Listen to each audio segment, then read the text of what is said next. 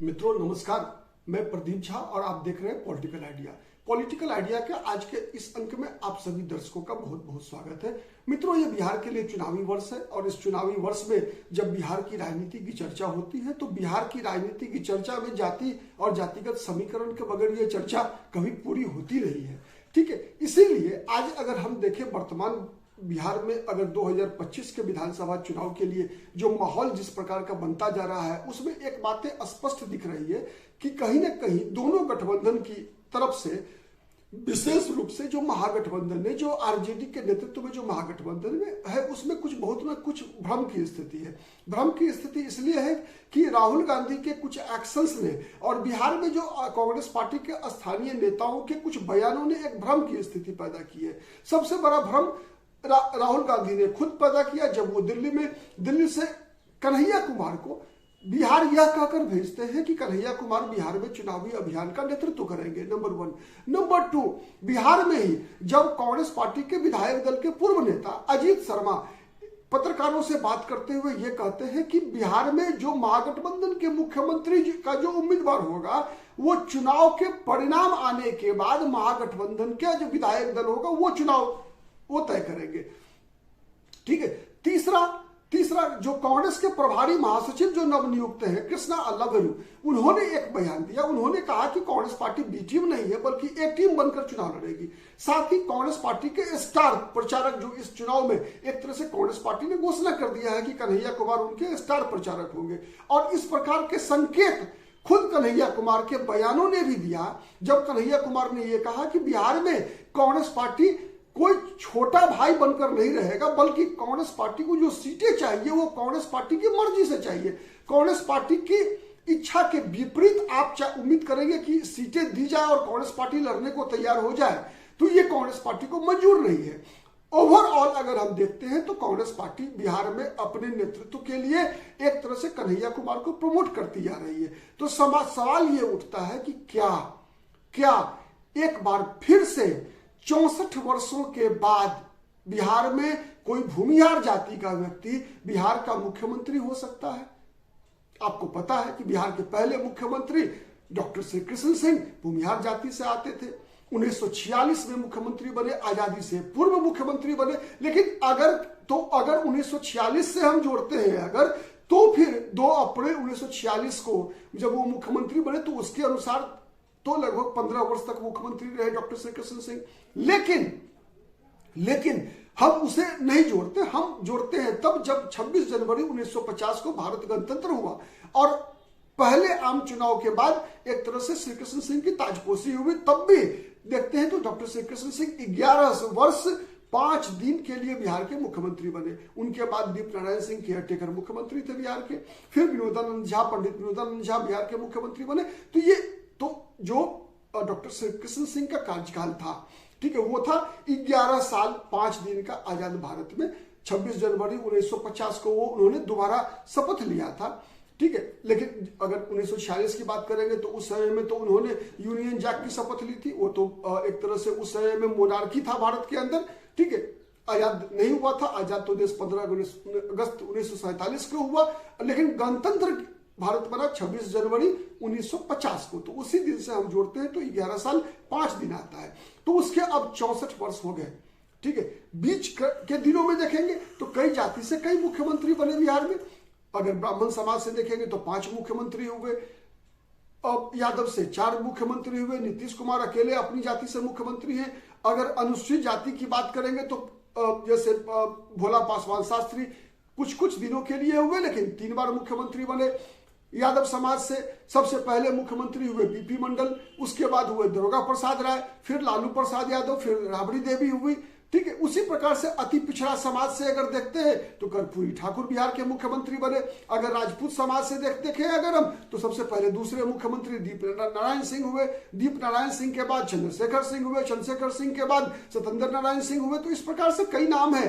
ठीक है, फिर अगर ब्राह्मण समाज से अगर हम देखें तो सबसे पहले मुख्यमंत्री थे पंडित विनोदानंद झा।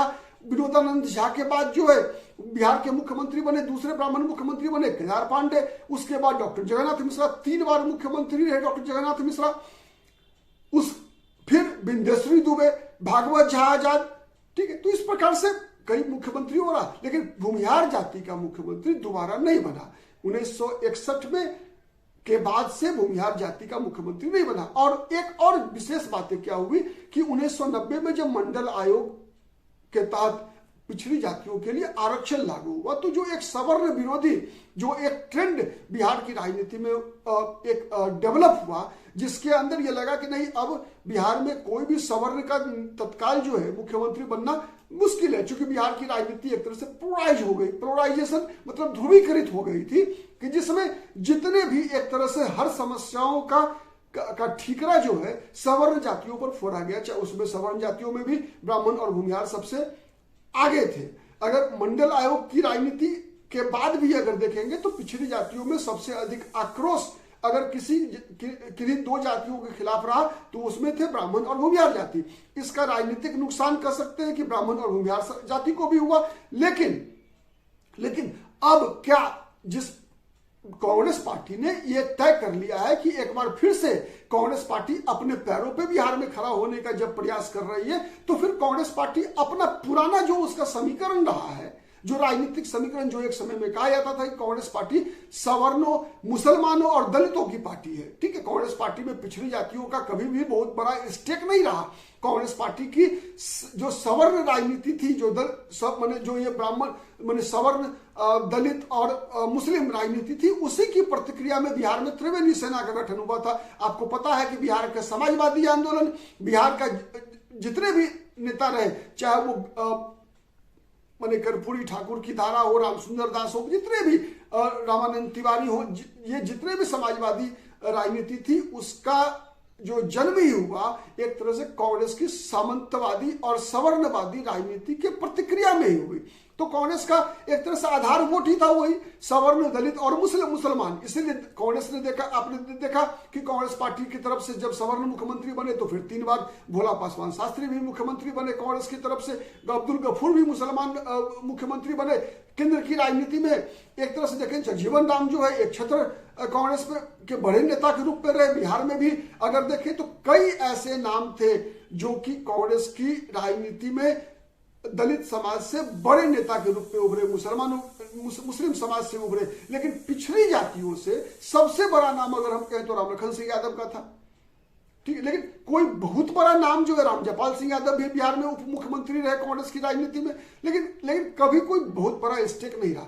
तो लेकिन जिस प्रकार से राहुल गांधी की फील्डिंग अगले चुनाव के लिए लगा रहे हैं, वो बिहार 2 बार आया, इधर 1-1.5 महीने के अंदर में दोनों बार दलित समाज से जुड़ा हुआ जो कार्यक्रम था उसी के तहत आए। पहली बार जब आए तो अपनी पार्टी में एक जो दशरथ मांझी, जिन्हें हम माउंटेन मैन कहते हैं, उनके पुत्र भागीरथ मांझी को पार्टी में शामिल कराने आए थे। आपको पता है भागीरथ मांझी पहले जनता दल में सक्रिय थे। साथ ही अली अनवर अंसारी को पार्टी में शामिल कराया, पसमानदा मुस्लिम समाज के नेता हैं अली अनवर अंसारी। उसके बाद जब दोबारा आए तो फिर एक और दलित नेता जो जगलाल चौधरी थे, उनकी पुण्यतिथि में आए, आना हुआ उनका। और लगातार जातिगत सर्वेक्षण जो बिहार में किया गया उसकी आलोचना करते जा रहे हैं। बार बार इस मुद्दे को उठाते हैं कि भाई बताओ कि सेंट्रल माने जो सचिवालय है, केंद्रीय सचिवालय है, उसमें दलितों के कितने अधिकारी हैं, इस प्रकार की बातें। मतलब कांग्रेस का पुनः फोकस जो है उसी तरफ है, दलित और मुस्लिम राजनीति के साथ सवर्ण राजनीति को जोड़ना। तो क्या इसी कारण से कांग्रेस कन्हैया कुमार को आगे कर रही है? आपको पता है कन्हैया कुमार एक तरफ जाति से, भूमिहार जाति से आते हैं, बेगूसराय के रहने वाले हैं, लेकिन उनकी जो राजनीति है वो सवर्ण केंद्रित नहीं है, वो जाति से भूमिहार है, लेकिन उनकी राजनीति का जो आधार है वो दलित राजनीति का से को एक तरह से एड्रेस करते हैं, मुस्लिम राजनीति को एड्रेस करते हैं। उनका राजनीतिक उदय ही हुआ था जवाहरलाल नेहरू विश्वविद्यालय में आयोजित कार्यक्रम से, ठीक है।